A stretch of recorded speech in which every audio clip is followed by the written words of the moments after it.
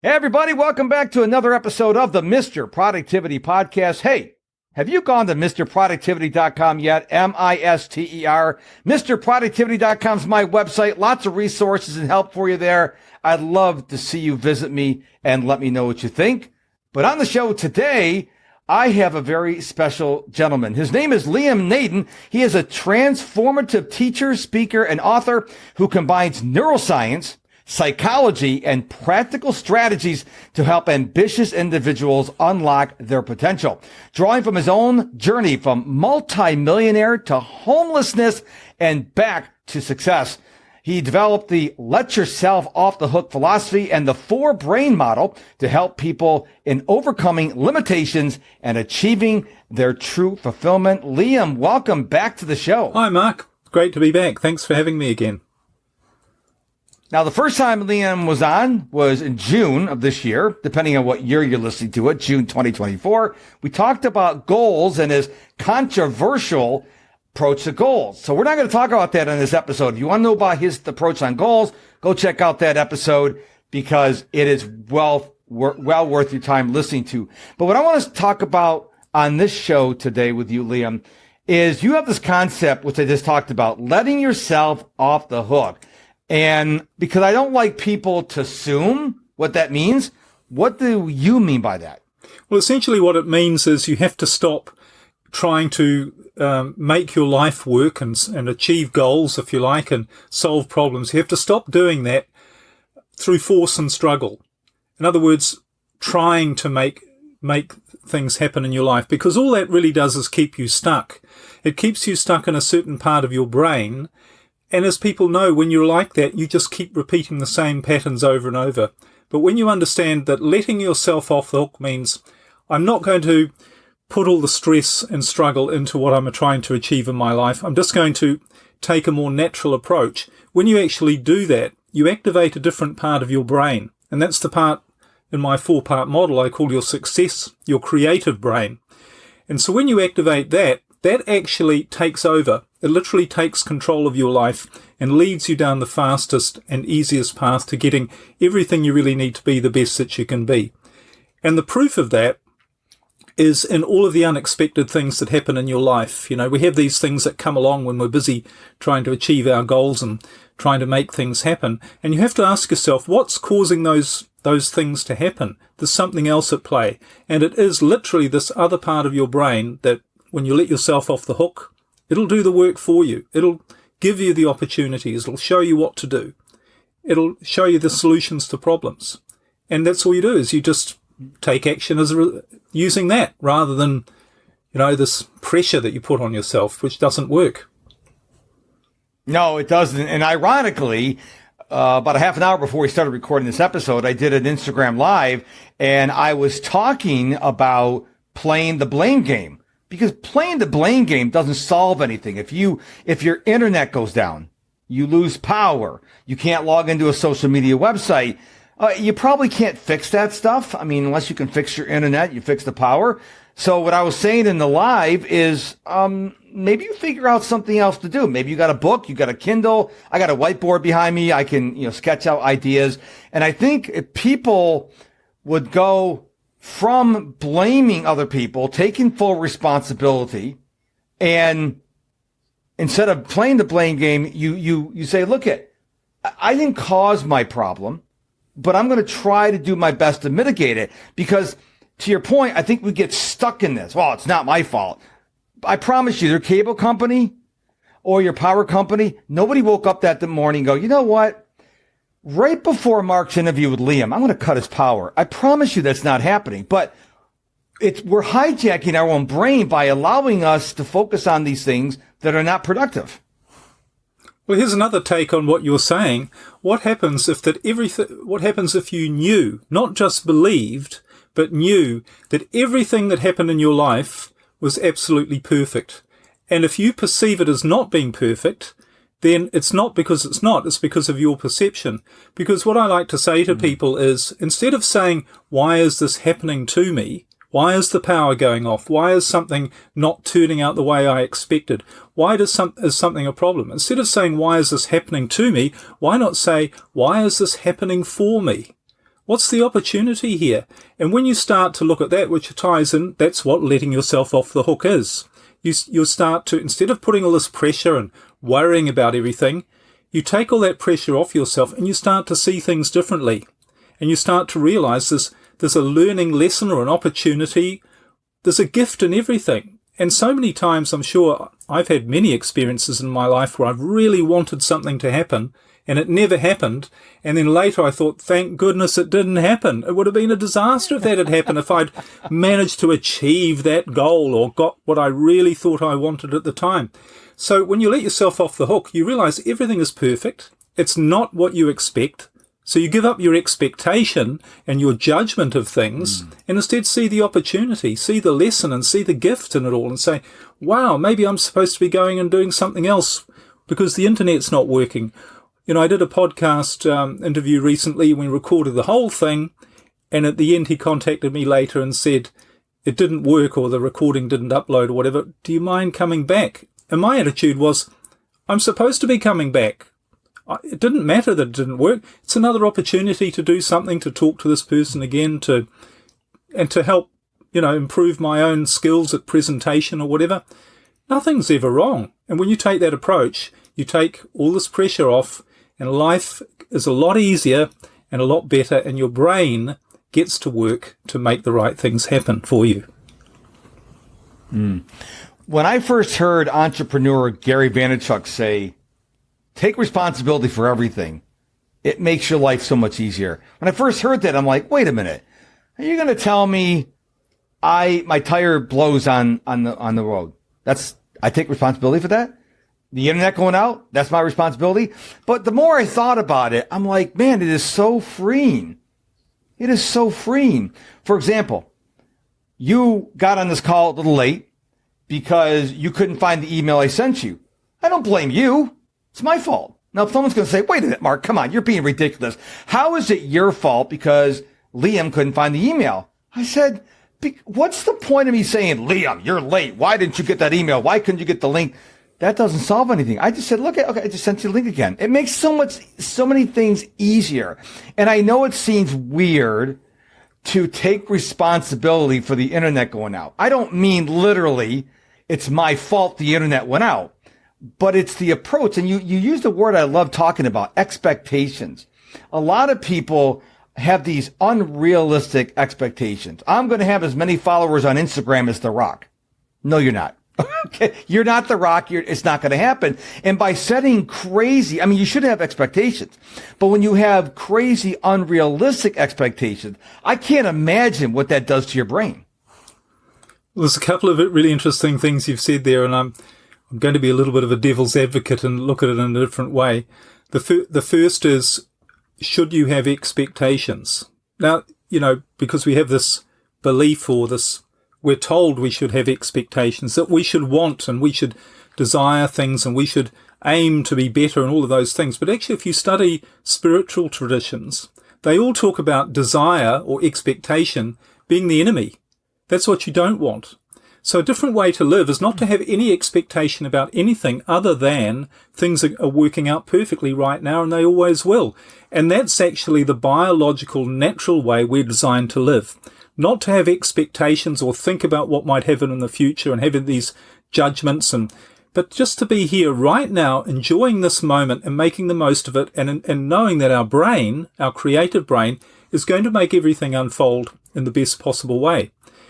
And the way to do that is the other point that you made about that person saying we should take responsibility for everything. I don't think that's actually true, because I think there's only one thing you can take responsibility for, and that is what you think about something. So you don't take responsibility for what happens, but you can take responsibility for what you think it means.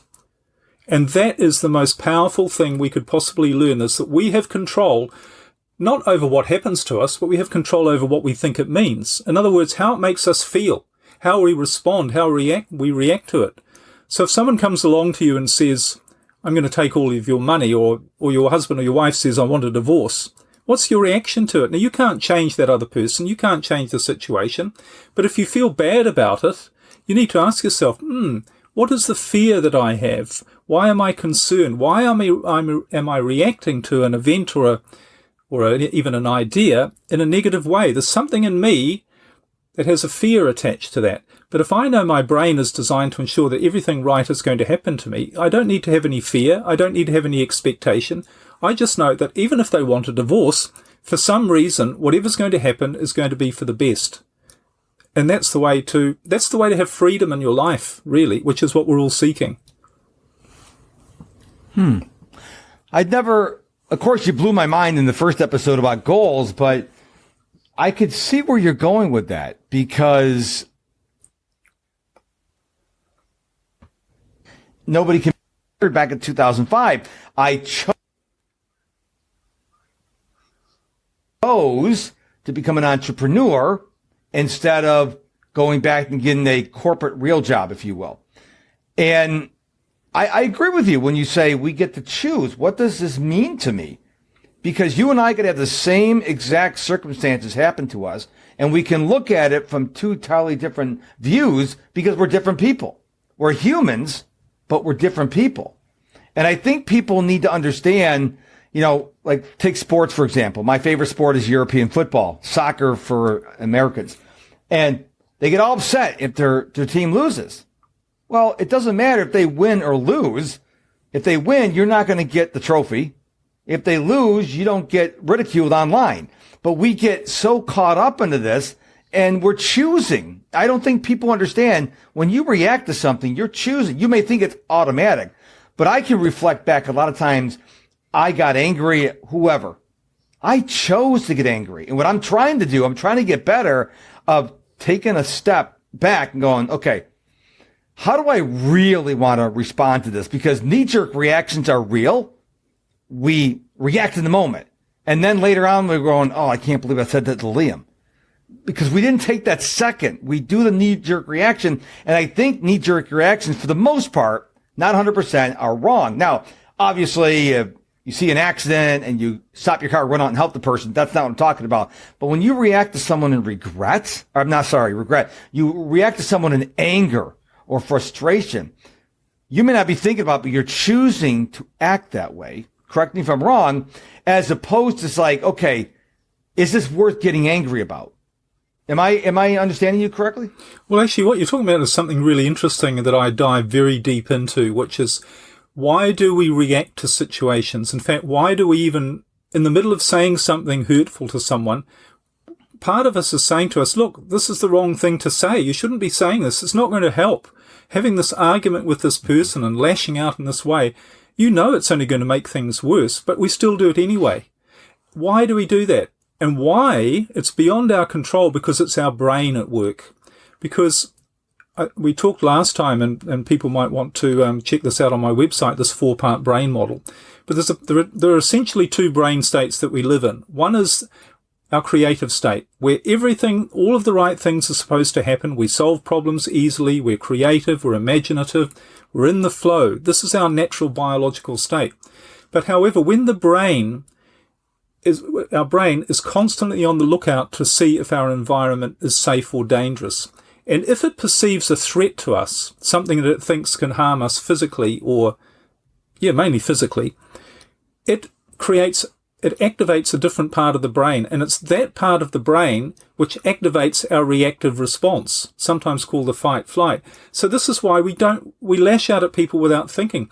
So it's not really a question of saying, I need to develop greater willpower or the ability not to react to something. We just need to understand how to stop activating this part of the brain, because it's that part of the brain is designed to make sure that we react, because it sees in its mind, if you like, there's a threat to our survival.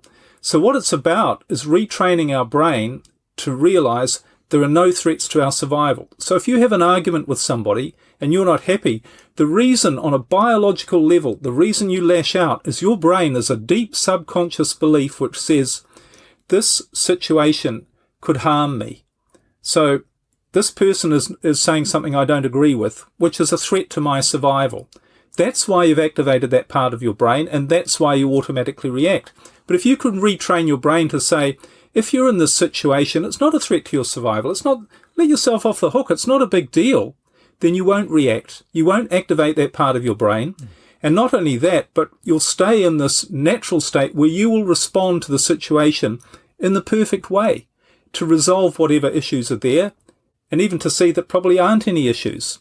So this is the key thing. It's like the foundation of your life.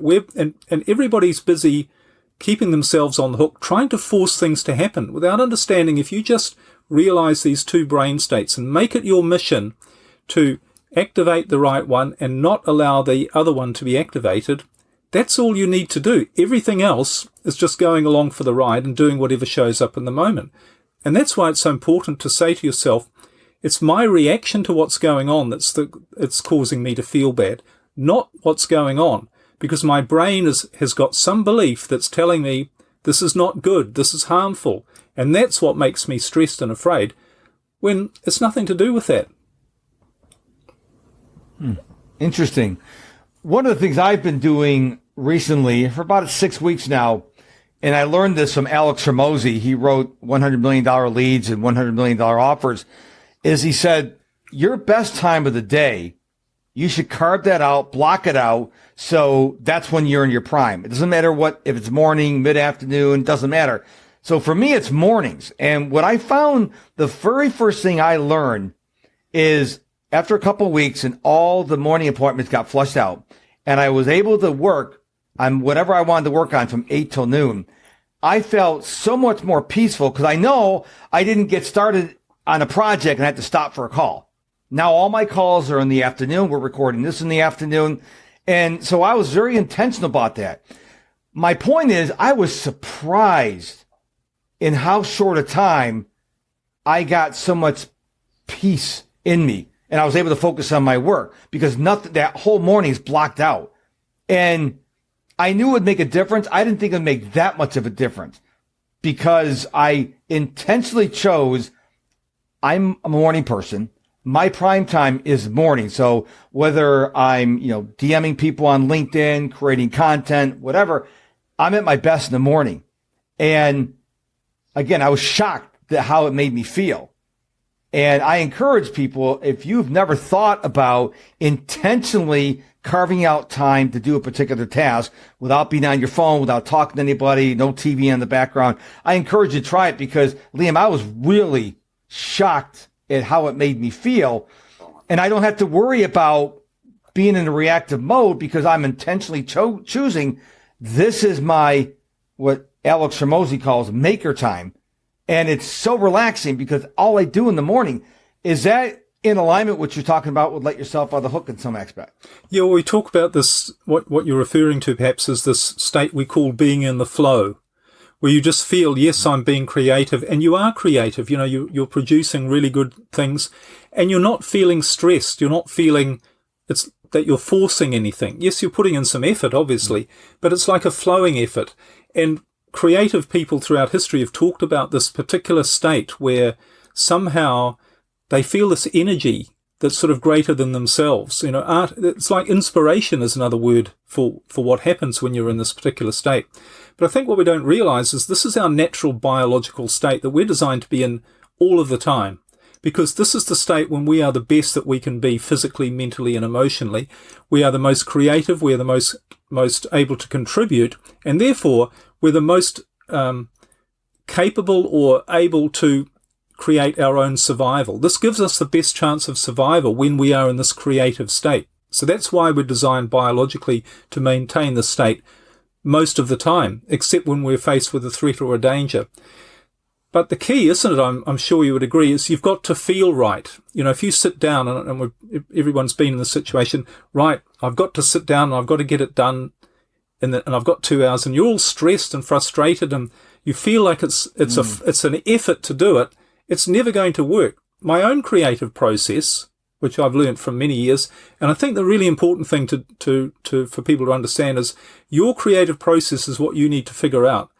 But you don't even really need to figure it out. It's going to be different for everybody. But the key to a creative process is how you feel. What works for you in terms of creating the feelings of relaxation, flow, creativity that are going to allow all of your productivity to happen. And for me personally, I never try and force it. And sometimes It can be 10 o'clock on a Saturday night, and I suddenly come up with this idea, and I just write a mini book, or I do write a podcast, or write a speech, and it's all over the place.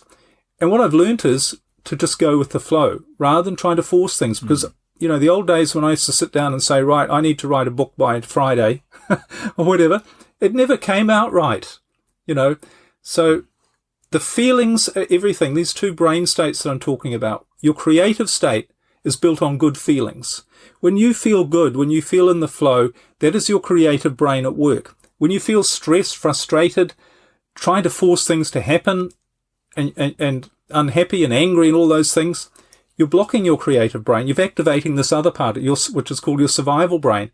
And it's never going to work. You're never going to get anything done that's creative in that state, because, can I just say, there's only 4 things your brain can do when you're in that state. And think about if you're faced with a real threat to your survival. There's only 4 things you can do. There's only 4 things you should do.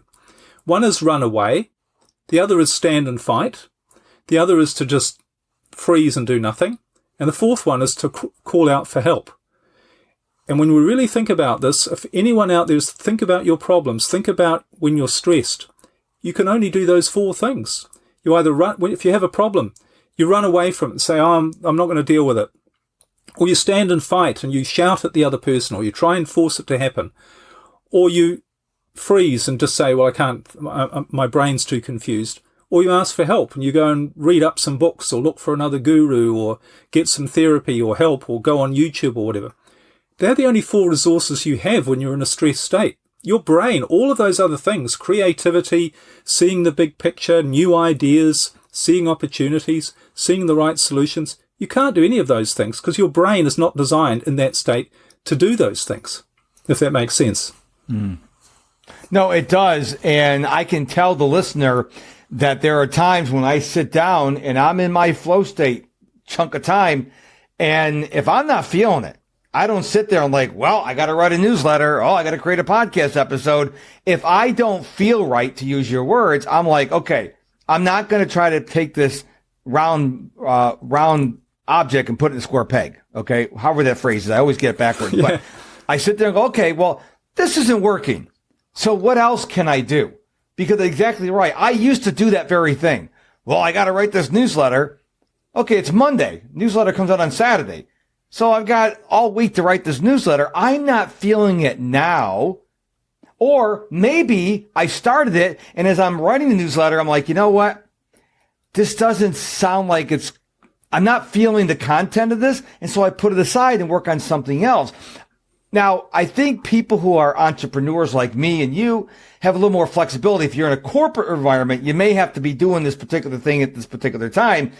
So let's talk for just a minute for the people who are in the corporate world who are listening to us talk here. And let's say they're in a stressful environment and their leader has tasked them with something. They may not, like you and I can do, not feel it. I'm going to put it over here and do it later. They may have to get it done right now. Do you have any tips for how they can handle this very stressful situation and try to get the job done reasonably well for their leader? Well, I think the first thing you need to ask yourself is, why am I in a stressful situation? Why am I in this job? Why am I in this position? And normally when I ask people that, because I work with successful entrepreneurs and business people as well, they say, well, I have to be, because I have to earn this money, or this is my job, or this is just part of the job.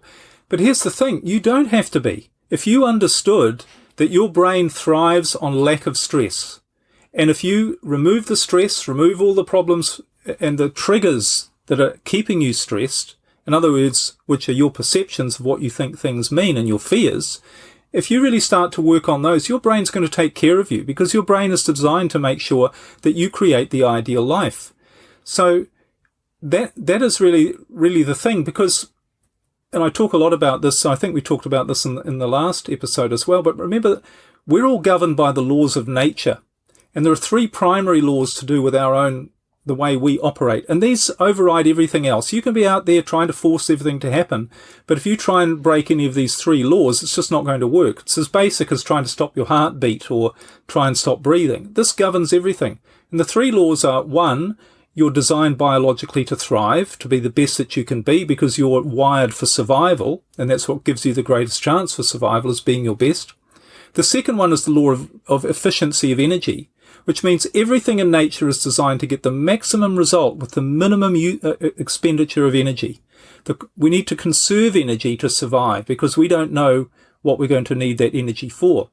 And the third really important law that relates to this is the law of least resistance, the law of natural flow. If you look at everywhere in the world, in the natural world, resistance goes against nature. You try and ride your bicycle into the wind. It's a lot more difficult and you get a lot less, you don't get anywhere if you just go with the wind. So we're designed the path of least resistance, and we've been taught all this stuff about you have to make, and I used to think all of this and it used to drive me mad because, and it's what really contributed to all the problems in my life. I used to think you have to force things to happen. You have to have a goal, you have to know what you want, and you have to make it happen. And if you don't make it happen, you're a failure. You're not strong enough. It's your fault if you don't make it happen. But now I realize life, if you just go with the flow, literally, and the only way you can do that is to get rid of your fear about and your expectation and worry about what you might think might happen. Because people say, I'm worried I won't be productive or I won't have a great life. You can't just sit back and do nothing. I'm not talking about doing nothing. I'm talking about getting a lot further by riding with the wind rather than against it, and not trying to predict where the wind is going to take you, but just know that it's going to take you to the right place. And that's the way we're designed to live, naturally, biologically. And when you do that, life becomes what it's supposed to be, which is a miracle rather than just the struggle that we've created for ourselves. I remember when I used to be an avid bike rider I've been running every day since August 29, 2017. But before that, I used to ride my bike a couple times. And I remember going out on really windy days. And I made the mistake one day of riding with the wind at my back. Well, when I had to turn around to come home, now I'm already tired because I've gone halfway on my run. So it makes it doubly hard. So I would always look at my weather app. Where's the wind coming from? I would ride into the wind in the beginning of the run, in the beginning of the bike ride, because then it's easier coming home.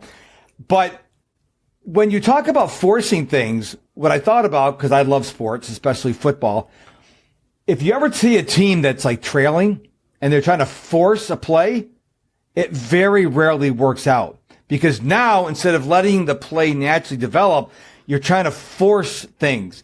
American football, maybe the quarterback gets intercepted, the running back fumbles the ball, or whatever. And so if the sports players who are at the top of the game, like a Messi or Ronaldo, if they could sit back and go, you know what, forcing this isn't going to work. Let's just try to let the play develop authentically, or in a flow state, if you will, tends out to be much better. That's why teams that are really good, they operate at a different level than the teams that are not so good, because the teams that are not so good are trying to be better and they're trying to force it instead of letting it happen organically. So I think the sports analogy is a good one to look at, because I can't tell you any time I tried to force it, whatever it is, and it turned out well. Yeah. It was never my best work because I'm trying to push it. And now, can it work sometimes? Yes, but probably very, very rarely. Well, absolutely. And what if we really understood how our brain worked and how our brain is designed to actually, as I said, the first law of nature, we're designed to achieve an optimal state of functioning so that we have the greatest chance for survival. That's what we're biologically wired to do. The whole of nature, if you ask any biological scientist, what is the purpose of life? They would say the overriding way life is designed is to survive. And it does that by achieving this biological state called homeostasis, which is the optimal functioning of the organism. Every living thing is constantly striving to achieve and maintain a state of optimal functioning. We're the only species who has messed that up, who isn't in this constant state of optimal functioning. And it's because we're trying to force things to happen. We're operating from fear. We don't do what the rest of nature does, which just lets life unfold, knowing, on whatever level you like to think, that the right thing is always going to happen at the right time. If you really knew that you had this brain that was designed to make sure the right thing happens at the right time, every time, you wouldn't worry about anything. And when you don't worry about anything, that's when the magic really happens. That's when the natural biology takes over. And you know what you're talking about with sportsmen, it's true, isn't it, that they often do, sportsmen are classics, they describe when they're in this peak state that It's like something else has taken over. They're putting in effort, but there's something else. And I don't know if you know that game snooker. I think you have billiards and No. it's like pool or billiards. One of those. Okay. The top player in the world, I heard an interview with him recently, and he said he plays his best, and he's the top player in the world. He plays his best when he just lets go and just goes for it and stops trying so hard and stops thinking about it. And he isn't worried about whether he's going to hit the right shot or not. He just knows that his brain, or he didn't express it quite in that way about his brain, but he just knows, I'm just going to go for it and see what happens. And that's when he wins tournaments. We have this natural intelligence. We don't realize we're part of an intelligence that's far more powerful than what we think we are. We're busy trying to force things to happen. And there's a part of us that says, I already know what you want. I know what you need. Can you please get out of the way and let me make sure it happens in your life? Because that's how it's set up biologically, to make sure it happens if you don't get in the way. Yeah, I love that. And we have 2 dogs at the house. And to your point, like I always say, dogs are going to dog. My dogs have no stress, except the little one when it's thunder and lightning. She doesn't like the thunder, but they're just dogs. They don't stress. They're just relaxing. And you're right. If you look at nature, whether you're looking at animals, you're looking at plants, birds are birds. Sunflowers are sunflowers. There's no stress. So we are the only creature that allows ourselves to get stressed. And I want to ask you this, because you talked about the body craves homeostasis. Why do you think here in 2024, is it intentional that people are stressed because they're on their phones all the time, they're doing things they shouldn't be doing? Or is there another reason why that humans, even though our natural default is homeostasis, why are we doing it to ourselves, is what my question is. Yeah, we are, because we've been trained from the day we were born with all of the wrong ideas about who we are and how life operates. And this whole thing I'm talking about, there's a natural approach to living your life, which if you just let go of all the triggers, all the things that make you feel bad, and just allow this part of your brain to take over. Some people say, well, that I haven't heard that before. That's a bit strange. And how could that be true? How could it not be true that you have to struggle through life? Because from the day we were born, we're told life is difficult. Problems are inevitable. You have to work really hard to overcome your problems. You have to struggle to achieve anything you want. And you have to fight. We're taught that from the day we were born. And I'm saying the opposite.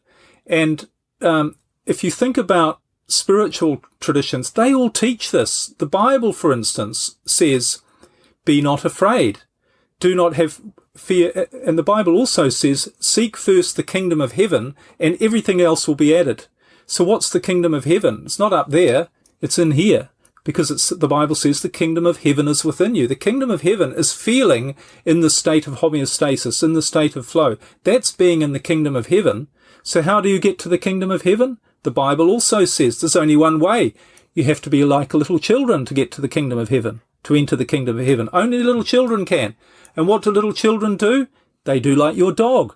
They just operate naturally. They're not worried. They're not setting goals. They're not out there struggling and analysing, forcing things to happen. They're just enjoying the moment.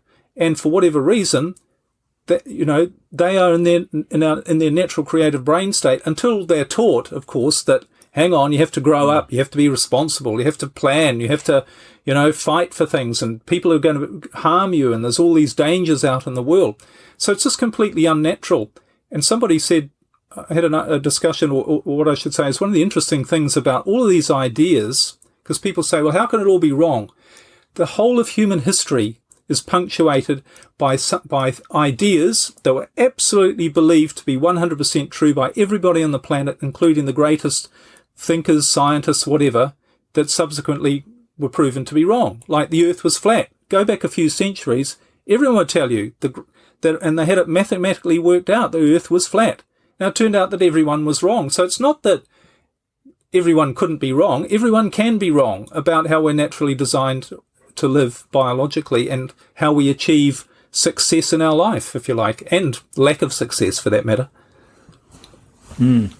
So this podcast is over 7 years old, 7 years, and it's going on 2 months now. And This podcast changed one day when I forgot to prepare for an episode. I didn't list out my questions, and I just let the conversation happen organically. As you can imagine, Liam, I have a lot less stress because I didn't prepare for this. We're just having a conversation, and it's a lot less stressful. It's just two people having a conversation. The only difference is we're going to share it with the world. That's it. And I wish I would have done that from the beginning, because I remember, do I have the right questions? Is this, I would worry about everything. But now when I just let the conversation happen, I don't get anxious on podcast interviews anymore, whether it's mine or if on somebody else's. Now, if someone says, hey, can I give you the questions? Like, no, I don't want the questions, because then I'm going to be more concerned about answering the question than I am being in the moment. And I've actually converted some podcast hosts. They're like, what do you mean by that? I'm like, because when you give me the question, I can't be my true self, because you give me a list of questions and I feel obligated to answer these questions. So I'm not really in the moment. I'm stressing out. Am I answering the question? When you get rid of the questions and you let the conversation happen organically, it totally changes the game. That's why one of the reasons why Joe Rogan is so popular, his podcast, he just has a conversation with people and it just develops naturally. And I think that's why podcasts like his, and I tell people my podcast is like Joe Rogan, except I don't have 1 billion downloads and $100 million Spotify contract, allegedly. So I can tell you firsthand experience what you're sharing. When you let things happen organically, I get in the flow state. And I mean, you tell me if this conversation is happening organically or not. Well, absolutely. And the way you can tell whether it's happening organically or not is based on how you feel. Do you feel relaxed and good about it, or you're worried that you're going to say the wrong thing? And it's exactly right, isn't it? And you mentioned how you changed. One of the things you did, of course, which is what we were talking about, is you gave up your expectations and you just said, whatever happens is going to happen and it's going to be fine. Rather than worried about, is it going to turn out right or what's going to happen? It's like, yeah, just enjoy being in the moment. And this isn't woo-woo, this isn't anything radical, this idea. This is what spiritual traditions have been explaining throughout history. And science is increasingly coming to look at and realize this is how the natural world works. Everything is designed to flow organically and in the best possible way. But if we're busy analyzing and thinking things need to go in a certain way, or worried about something not going in the right way, or, judging, if you like, or analyzing everything that's going on, we get in the way of that. We block all of that. We stop that natural flow. And that's what causes all the problems. It's being unnatural. When you're talking there, the image that popped in my head, I don't know where this came from, but I think you'll probably know, is you think of a river. A river just flows down its banks, and if something's blocking it, a tree, a boulder, just goes around it. It doesn't, the water doesn't get angry and say, why is that rock in my way? It just, okay, I'll just go on. It just flows. And I think if you watch a leaf, if you've ever been on a near a stream or a river and a leaf falls out of a tree, it just gets on the water and it just floats along. It doesn't get stressed or anything like that. And I think we have to approach life as that and just say life is not going to go the way we design every day, because we have other human beings and stuff's going to happen. I call it life happens. But do you think that's a good analogy about the river or the stream? That's perfect analogy. And it's not, that's the way nature is designed. The other thing is, if you look at a bird, one of the things I encourage people to do is go out and take some time and sit and look at nature. And you can just sit on a park bench or in your garden or whatever, but just spend 5 minutes or 10 minutes really looking.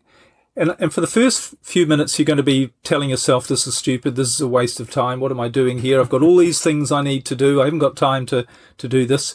But after a while, after your brain starts to settle down, you start to really see what's going on. And what you really see is the perfection of everything. Every living thing is in the perfect place at the perfect time, doing perfectly what it's designed to do. And if a bird, as you know, I spend a lot of time sailing, and that's one thing I love about being on the ocean, watching birds or dolphins or whatever. They're all just, if a bird needs some food, it just looks around and finds some food and it eats the food. Yeah. There's no problem about anything. And again, it talks about this in the Bible. It says, do not worry about what you shall eat, drink, or wear. It will all be provided for you, just like I've provided for the rest of nature. And you're so much better, so isn't it going to be so much better that you get? It doesn't say if you want to make sure you have enough to eat, drink, and wear, then you have to sit down and work really hard for it and earn it and figure out how to get it and put in a lot of effort, and otherwise you won't get it. It doesn't say that. It said it'll be provided for you. That's the way it's all designed. But we don't know this, which is why we're afraid that if we let go, if we give up this trying to make things happen thing, that things aren't going to happen. But it's the opposite. Far more happens when you actually do this. You become far more productive. And things come along in your life that you go, wow, that's like a miracle or coincidence or something. How did all these strange things happen? It happens faster and faster and more often when you get in this flow state, and you come to realize this is your brain at work, looking after you, making sure all the right things happen. And you give up your expectation and just say, wow, I wonder what's going to happen today. That's what I do in the mornings. If I have any rituals, I wake up and say, I wonder what amazing things are going to happen today. Mm. That's how I wake up too. I wake up every day and I have a journal, and I have 5 prompts I write an answer every day. One of them is like, what am I grateful for every day? Or what am I grateful for? The second one is, what am I excited about? And then I have a couple other ones which don't relate to our question, but I still wake up every day like I did when I was a little boy on Christmas morning, wanted to see what Santa brought me. Now, I still wish I could wake up and have a bunch of presents under the tree, but that's not practical. But that's the attitude I wake up with. My late mother, when I was growing up, she used to have this phrase that she'd tell me all the time when I get anxious about what this kid did in school or about this teacher. She goes, stop borrowing trouble. Because I would take this little thing, and we've all heard the expression, make a mountain out of a molehill. And my mom was really good about that. She'd say, stop borrowing trouble. But this is going to happen 3 weeks on the road. It's not happening today.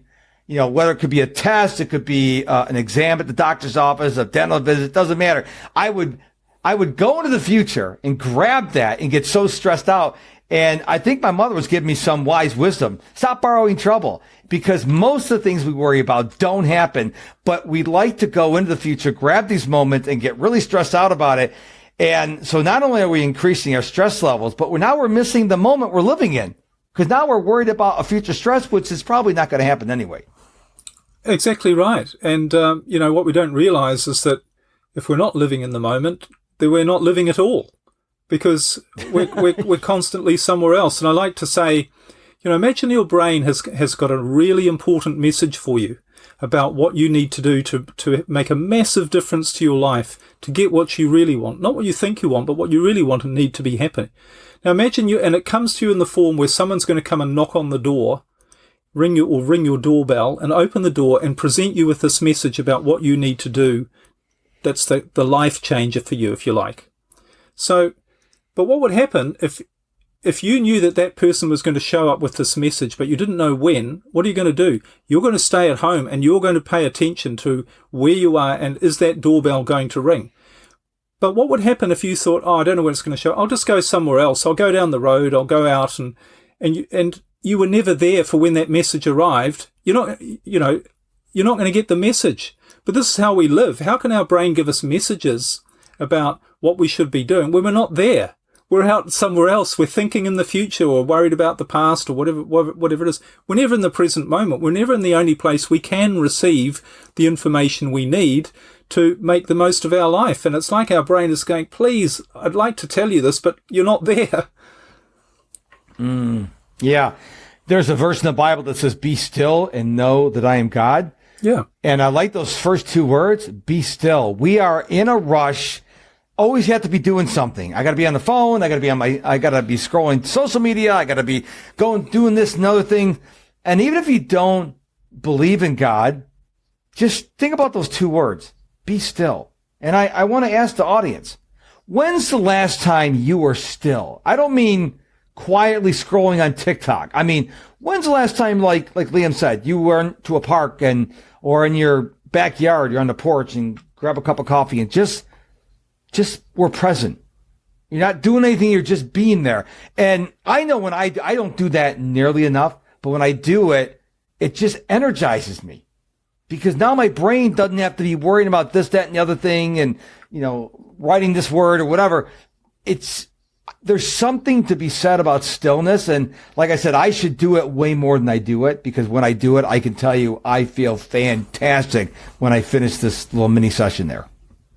Yeah, well, all of these things you're talking about, whether it be waking up in the morning and thinking about what you're grateful for, or writing in your journal about all the things, the good things that are happening in your life, or whether it's spending time in nature, or whether it's meditation, what all of these things have in common?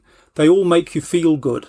And this is the key. When you feel good, you activate this creative part of your brain because you're designed to feel good. That's your natural state. You're not here to feel miserable. So whatever it takes to do it, and all you need to do is focus on saying, what do I need to do to feel good right now? Because when I do that, I'm activating the creative part of my brain, which is biology. Again, I'm not talking about some woo-woo. This isn't the subconscious mind. This is a biological part of your brain, a mechanism that's activated, which brings you the right ideas. It makes you inspired. It makes you creative. It makes you motivated. It makes you see things in a more expansive way. It makes you see opportunities. Your only role is to make sure you keep in that state and stop your brain from being triggered into feeling fear. So putting on the news, talking to somebody, thinking that makes you feel bad, having a job or a business or a relationship that makes you feel bad. All of those things, we don't realize biologically it's going to finish you because it's going to keep you, when you feel fear or anxiety, stress or whatever it is, you've activated the wrong brain state. And it doesn't matter what you do, you can only do one of those 4 things we talked about earlier. So your only mission is to activate the right brain state. And the Bible, again, and I'm not talking about the Bible because I'm some great religious person. I'm just saying it's interesting that spirituality says exactly these things because it says, have faith, believe, trust. And what does that mean? What do you do when you have faith? Most people, when they say they have faith and believe, they don't. It's hope because they feel stressed and they want to have faith. True faith is just letting go and saying, I feel great. I don't need to worry about anything. The right thing's going to show up at the right time. That's what faith is. And that's when you're using this part of your brain that can make it all happen. Very good point. One of the things that really annoys me is we all see this at church. If you go to church around Christmas season and the kids are up there singing, what does everyone do? They grab their phones and they're worried about getting the perfect video. And I remember last time we saw things last year, I told my wife, I said, these people aren't even paying attention to their kids up there singing. They're worried about living the experience through their phone. Take the quick picture, but then be in the moment. Enjoy the kids singing. Watch your kid, because your kid's looking out at you and they don't see you. They see your phone. And it's like, I'm 59 and I remember when, they used to do this back in the day before phones. And guess what the parents would do? They would be in the moment. They would be so proud of their kid and their kid would be looking at them and they're smiling because mommy and daddy's there. But now they look out and they see the phone in front of mom's face. And I see people now bring tripods. It's like, wait a minute. Your kid doesn't want to see your phone. They want to see your eyes looking at them. And so I think that's a good example of being in the moment. Same thing, you go to sporting events.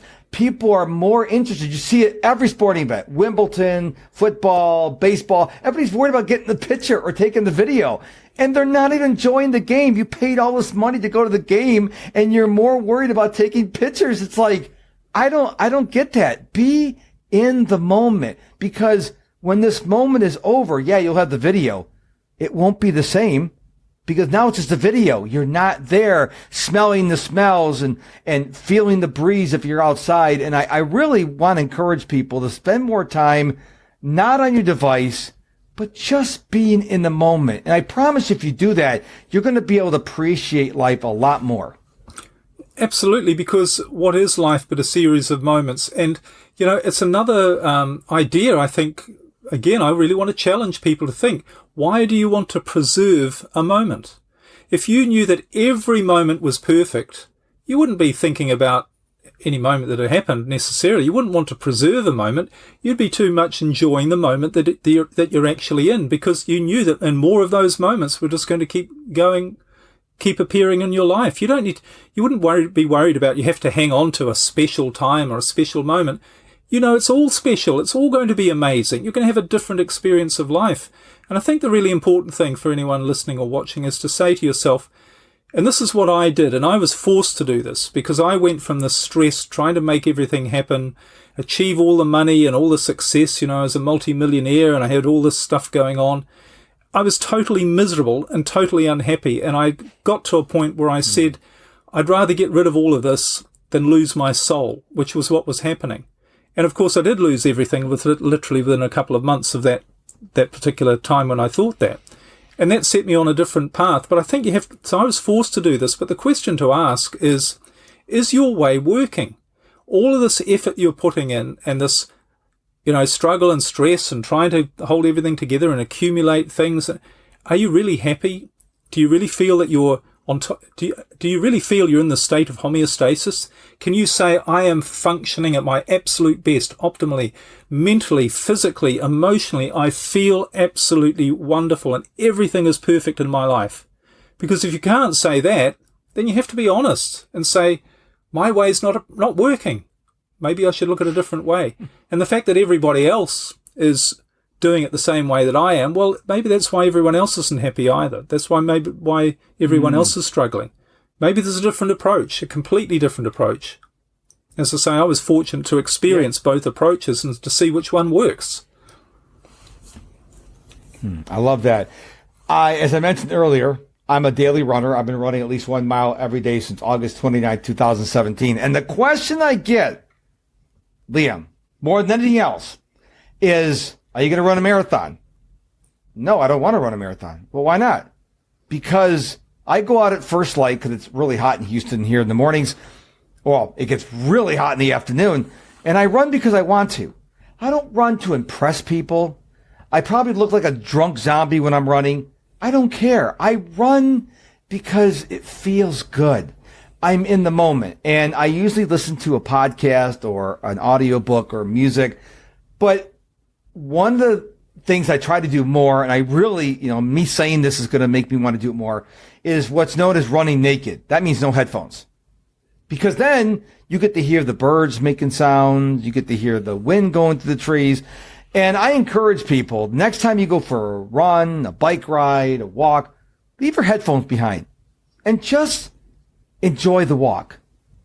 Just enjoy the experience being out there, because we're always immersed in our technology. We're always got to be listening to something, got to be watching something. Well, no, you don't. You can just be in the moment. And if there's one thing I want to leave the listener with is spend more time being in the moment. Now, I got thousands of pictures in my iCloud library. Most of them are about vacation. I went to Disney World, Niagara Falls. But the ones I treasure most are pictures of people who have passed on. Now, I still have their memories, but I wish I would have taken less pictures, because am I really going to care I took a picture at Disney World 15 years ago? No. But if my parents are now deceased, now those pictures mean something to me, because now I don't have my real mom and dad. But all these other things we're taking pictures of, which we thought was special in the moment, how many times do you go back and actually look at those pictures? We don't stop and think about that. And I wish I would have spent more time living in the moment than worried about getting the perfect picture. You mentioned the key word there, worried. You wish you'd done this rather than worried. What happens when you worry? You activate the wrong brain state, and you can never live your best life. So we have to say, whenever I'm worried, why am I worried? My brain is telling me something that's not true. It's telling me that I need to do this, because otherwise if I don't, then I'm going to be harmed in some way. None of that's true. We just make it far too difficult for ourselves. The whole of nature it's not designed to be difficult. Everything is designed to be easy. It's the path of least resistance, so everything we do, we need to analyze and start looking at it and say, why am I doing this? Is there some subconscious fear? And if you're trying to force something to happen, or you're worried about something, or thinking about something, the more we really look at this, we realize it's all driven by these fears. If you just let go and thought, I don't care what happens, because I know the right thing is going to happen right in this moment. I don't need to think about the next moment. You talk about the water going down the river. It's the same with your thoughts. You don't need to think 20 thoughts ahead. You just think one thought. You do one thing. You flow. That's the way you're designed. And the right path will show up exactly for you. Now, it's not going to be the path necessarily that you think it should be. You think the river should go that way, but it ends up going that way because it's the easiest way for it to go. That's the way life's supposed to be. Your life is supposed to be this magical adventure that you don't know where it's actually going to lead you, but you just know that it's designed to be the most enjoyable, least stressful, least resisting, natural life for you. That's the way we're designed. And so you need to, if you really want to crack this, if you like, which is what my whole message is about, and be natural, that's when you're going to see the magic happen in your life. That's when you're going to really reach the state that you really want to, of feeling great, of feeling good, of feeling fulfilled, knowing that you're doing what you're supposed to be doing. I love that. Well, as we come to the end of another incredible episode, I know people are probably overwhelmed with all the information you shared with them.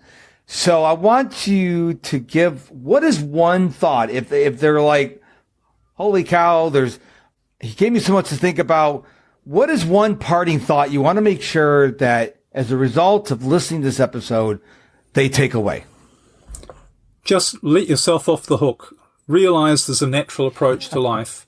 And your only job is to understand or to learn how that natural approach is, and to realize you've been taught all the wrong stuff. It's a bit like a motor car. I think I might have talked about this last time, where if you didn't know how to drive a car, you might think you had to get out from behind and push it along. Now, it's a ridiculous idea, because what does that do? It just tires you out. You don't get anywhere, and it's just awful. But if someone comes along and says, hey, look, you're doing it all wrong, it's not supposed to be difficult. And you're supposed to just sit and enjoy the ride. The machine will do the work for you. That's the way your brain is.